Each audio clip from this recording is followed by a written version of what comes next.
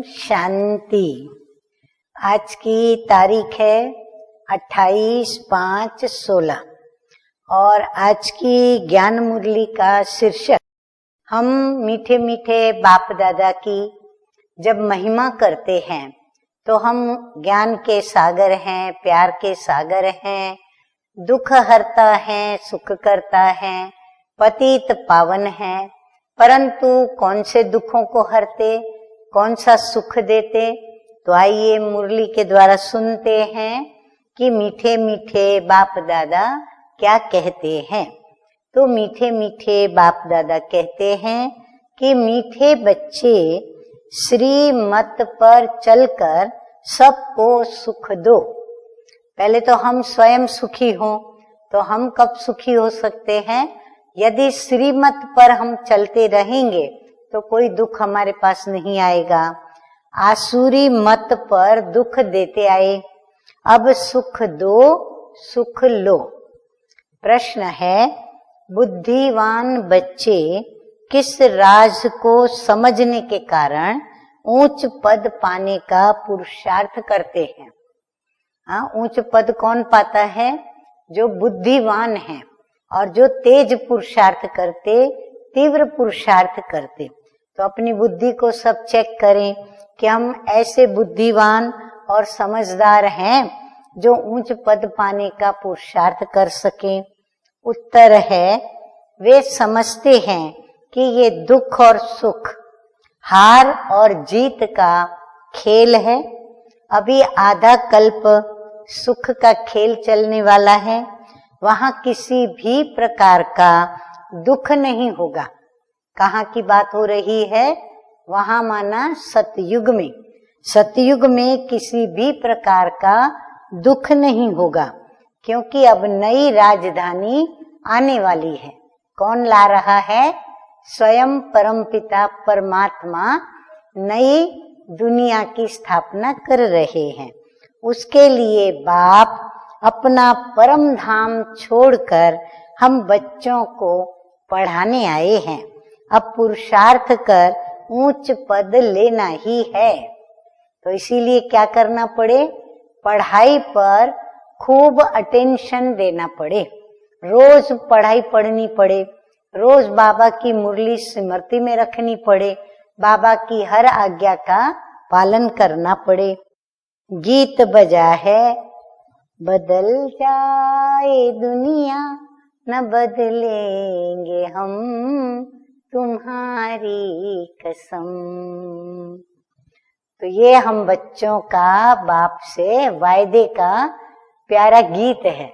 आप सभी ने भी ये वायदा किया है ना कि भले दुनिया बदल जाए लेकिन हम बाबा के बच्चे कभी नहीं बदलेंगे।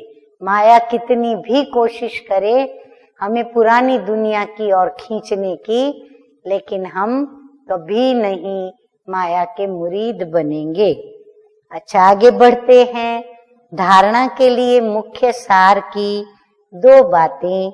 नंबर 1 है, शिव बाबा को विकारों का दान देकर फिर कभी वापस नहीं लेना है। वायदा किया ना, तो विकारों का दान देने के बाद फिर लेना नहीं। अगर विकारों का दान देके ले लिया तो इसका मतलब क्या हुआ? हमने वायदा तोड़ दिया। देह अभिमान के भूत से बचना है। इस भूत से सब भूत आ जाते हैं। अगर एक देह अभिमान का भूत आता है ना, तो उसके पीछे और भी छोटे बड़े सभी भूत आ जाते हैं।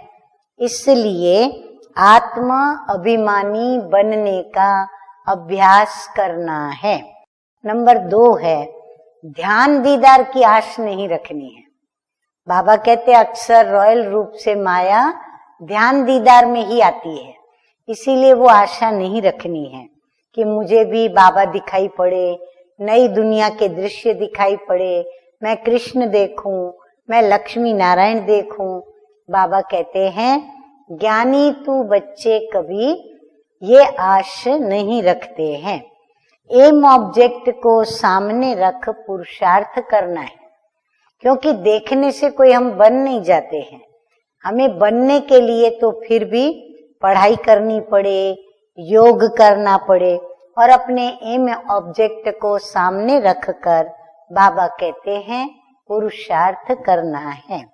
फिर श्रीमत पर सबको सुख देना है, फिर श्रीमत पर भी चलना है और फिर सभी को सुख देना है, क्योंकि हम हैं सुखदाता के बच्चे। बाबा कहते सुखदेव।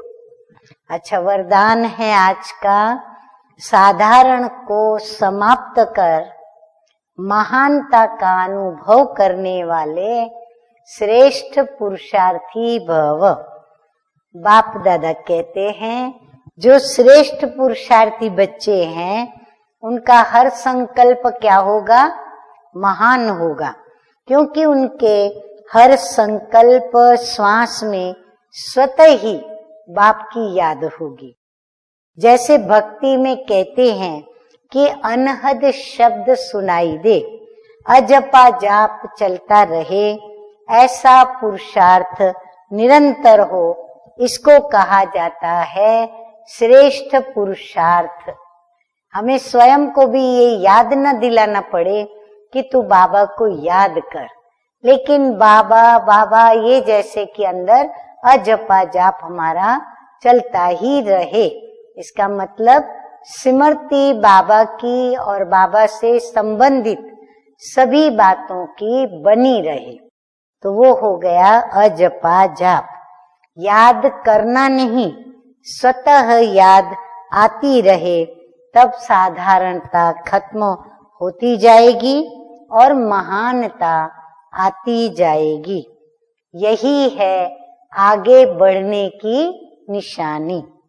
स्लोगन है, मनन शक्ति के द्वारा सागर के तले में जाने वाले ही ज्ञान रत्नों के अधिकारी बनते हैं। अच्छा, मीठे मीठे सिकिलधे बच्चों प्रति मात पिता बाप दादा का याद प्यार और गुड मॉर्निंग। रूहानी बाप की रूहानी बच्चों को नमस्ते। हम रूहानी बच्चों का रूहानी बाप दादा को याद प्यार, गुड मॉर्निंग और नमस्ते नमस्ते। ओम शांति।